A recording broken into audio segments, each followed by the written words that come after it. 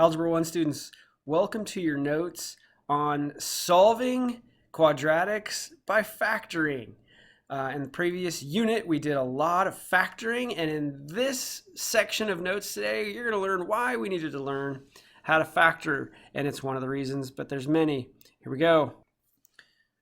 All right, so these are your 9.4 notes if we're following along in our book. And the title of this section of our unit is Factoring to Solve Quadratics. Okay, the big idea, factoring followed by the zero product property can be used to solve many quadratics. Now, in the previous section, we taught you how to solve by taking square roots, and we taught you how to solve by graphing. So these are different techniques that you can use to solve quadratics. Basically, it's going to give you your x-intercepts. Okay, so one of the ways that you can fact check in this section is to take a look at your Desmos or your graphing calculator. Wherever the graph of your parabola crosses the x-axis, those are your answers. So you can fact check in this unit. And since I let you use your graphing calculator or device on your quizzes and tests, you can guarantee yourself an A. All right, so here we go. In this particular set of examples, it has already been factored for us. Okay, so the instructions say solve using the zero product property. Now, one of the things that you need to notice about this section is that you need to have your equation equal to 0. If it's not equal to 0, you need to use some algebra so that you can have it set up to where it's equal to 0. All right, so if I solve this piece for 0 and I solve this piece for 0, then I would have 0 multiplied by something. So if I say that x minus 4 is equal to 0, then anything multiplied by 0 is going to give me 0. Okay, so this would make my statement true to be equal to 0. If I solve this, x plus 5 for 0, then that would give me a true statement because anything multiplied by 0 gives you 0. All right, and then it's just Algebra 1, Week 1. I use the addition property of equality by adding 4 on both sides, and x is equal to 4. I use the subtraction property of equality and subtract by 5 on each side, and x is equal to negative 5. So my answers, my solutions to this quadratic would be x is equal to 4 and x is equal to negative 5. If I was to plug this right here into Desmos, I would see a graph of a parabola that would have x-intercepts at 4 and negative 5. Okay? So on this problem, we're done with number 1. On number 2, if I set x equal to 0, well, I'm done on that one. So this is one of my x-intercepts. If I set 2x minus 3 equal to 0, I would also create a situation which would make this whole thing a true statement. All right, so that's what I'm going to do. Back to Algebra 1, Week, 2 or 3. I use the addition property of equality and add 3 on both sides. I end up with 2x is equal to 3. I can use the division property of equality, divide both sides by 2. I get x is equal to 3 halves. I'm going to leave it like this. I know a lot of you want to make that 1.5. I don't want to. I want to leave that as 3 halves. Okay, so we're done with the first page. Let's move on. Now these are not already factored for me. I'm going to have to factor these. All right, that's the big difference between that first page and this page. So this is like playing I Spy. I Spy with my little I, 2 numbers that have a product of negative 14, but a sum of 5. Those are the 2 numbers that I'm going to use to factor here. Okay, I set my factors up like this. And I'm looking for positive 7 and negative 2. If I multiply 7 times negative 2, I would get negative 14. If I subtract 2 from 7, I get a positive 5. So those are my two factors. Then I'm going to set each of those equal to 0. Okay? If I subtract 7 on this side and that side, I get x is equal to negative 7. If I add 2 on each side of this equation, using the addition property of equality, I don't need a plus sign there, I'll get x is equal to negative 7 and positive 2.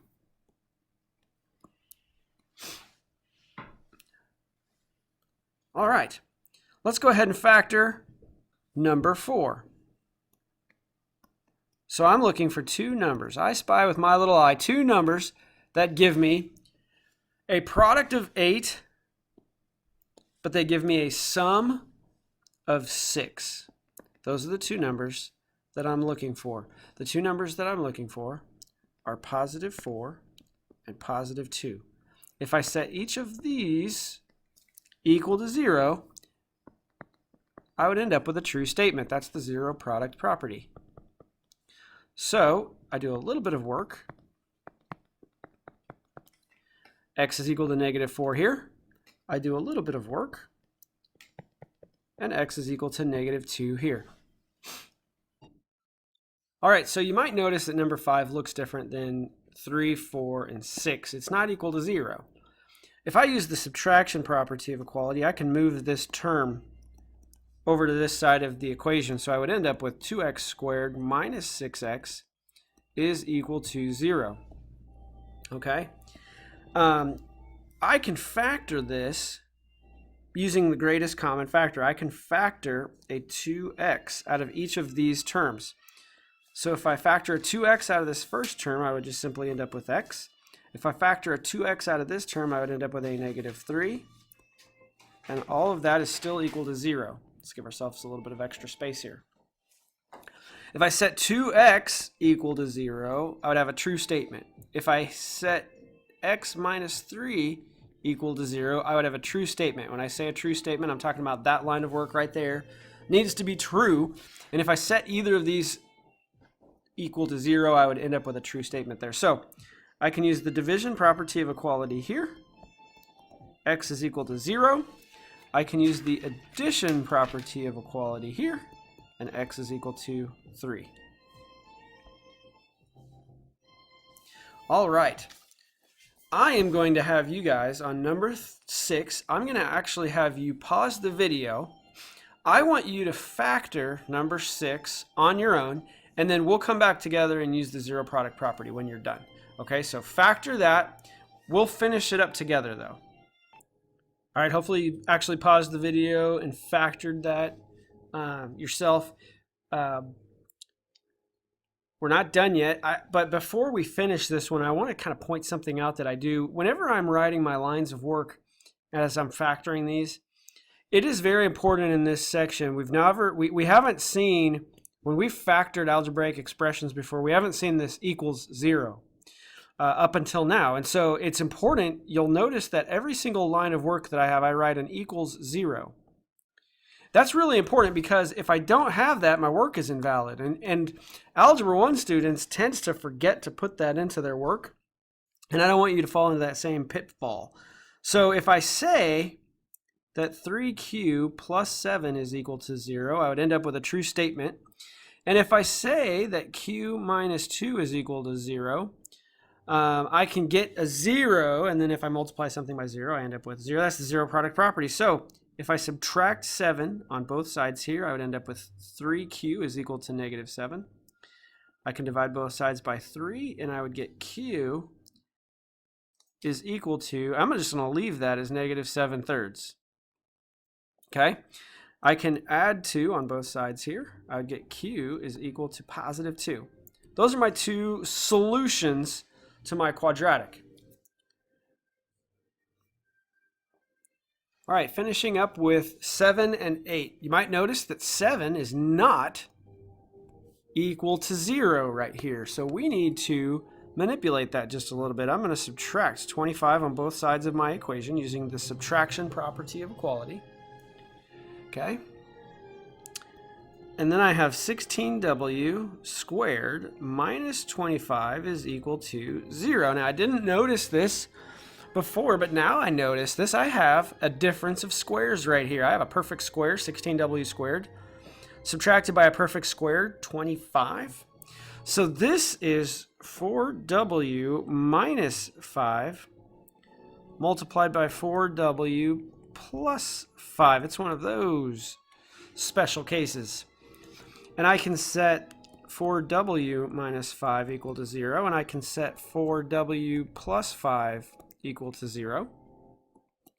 On this side, I'm going to use the addition property of equality, so I'd have 4w is equal to 5. I'm going to divide 4 on both sides and end up with w is equal to 5/4. That's one solution. I'm going to subtract 5 on both sides here, so I would get 4w is equal to negative 5. If I divide both sides using the division property of equality, I would get w is equal to negative 5/4.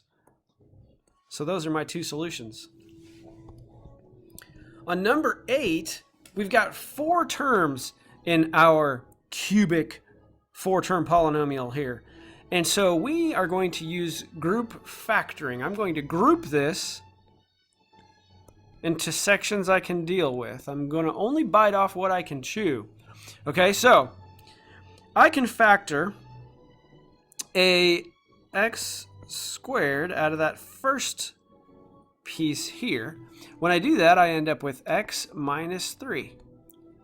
I can also factor a negative 4 out of this piece here. When I do that, I end up with an x minus 3. It's all still equal to 0. Remember, I'm going to put that equals 0 there on each line of work that is necessary. Okay, so I end up with x squared minus 4 and x minus 3 after I group these things together properly. This right here is a special case. Okay, that is another difference of squares, so I can factor that further, which I need to do. So I've got x minus 2 multiplied by x plus 2, and multiply all of that by x minus 3, and that's all equal to 0. All I did here is factor this further. Okay, so I don't want that little thing there. I can set each of these equal to 0.